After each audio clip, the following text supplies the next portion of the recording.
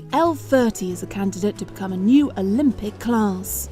World Sailing has applied for the discipline to be included as part of the Paris Games, and an announcement is expected shortly.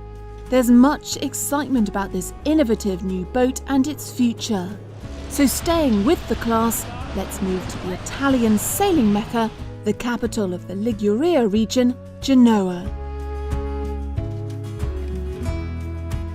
I think it's my second time here in Genoa. I did a few years before a regatta in 470. It's a really good place.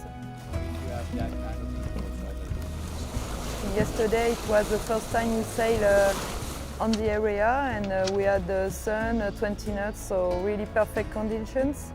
And I hope for the offshore we will have good conditions too.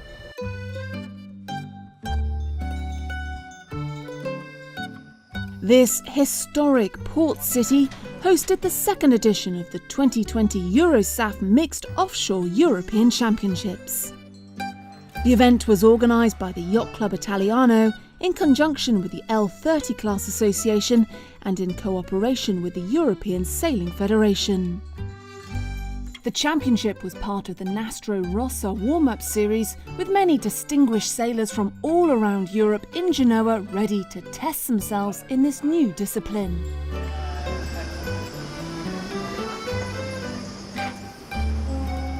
Welcome everybody here in Genoa. We are here for the Marina Militare 2020 European Double Mix Offshore Championship. This new discipline that has been discussed so much for a long time in world sailing, but that it's bringing a lot of interest, contents to our sports. We are here with 9 teams, 9 nations, plenty of very top sailing names from the Olympic classes, the offshore regattas and around the world race. It's a great group of sailors, and it's very interesting because for us as event organizers it's a great learning curve, talking with all of them about how we can improve these new disciplines. With many sailing events taking place over longer distance races, the new category seems a natural addition to the Olympics, representing sailing in all of its many aspects. However, offshore racing is a different sport entirely, a test of endurance and navigation which requires a different skill set than sailing around inshore marks. I think this discipline can really change sailing in the Olympics. I think it's a brave move for the sailing community because it's something completely different. I see a lot of very good points. As soon as everyone will be finished in the Olympics, only one discipline will keep on going, which will be this one.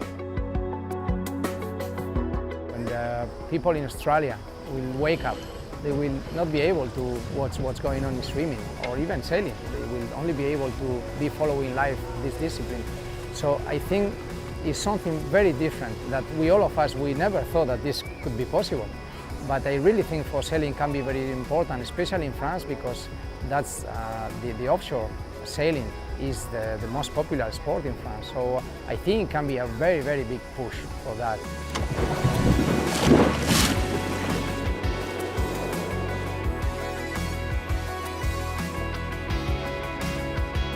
The event brought many top Olympians and Volvo Ocean racers to the starting line in Genoa, like Ika Martinez, Marie Rieu, Dee Kafari and Annemieke Bess. The Dutch sailor already has dreams of qualifying for a 4th Olympic Games in Paris.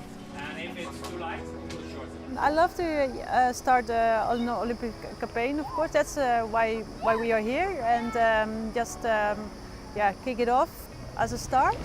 And of course we need to find some sponsors to start it, but definitely we want, yeah.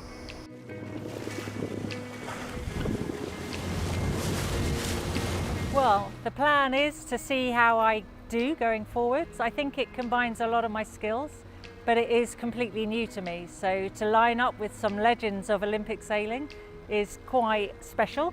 I feel a little bit under pressure, but it's offshore sailing, which is what I love. And this growing class of double-handed sailing is fun as well. James and I have been sailing together just this summer, very limited with our activities due to the coronavirus, but this event is on and the RYA selected us to come and represent Great Britain. So it's a massive opportunity and the first step on a long road, hopefully towards Paris 24.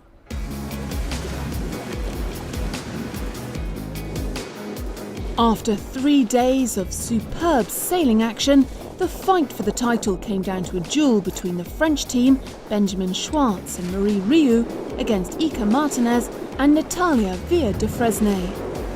Finally, the French team took the title in a time of 65 hours, 46 minutes and 37 seconds. Surprisingly, having led for much of the race, it wasn't the Spanish team crossing the finishing line behind the French, as they were pipped into second by the Belgian team of Jonas Gjerkens and Sophie Faguet. The Belgians claimed silver, crossing the finishing line 80 minutes after the French duo.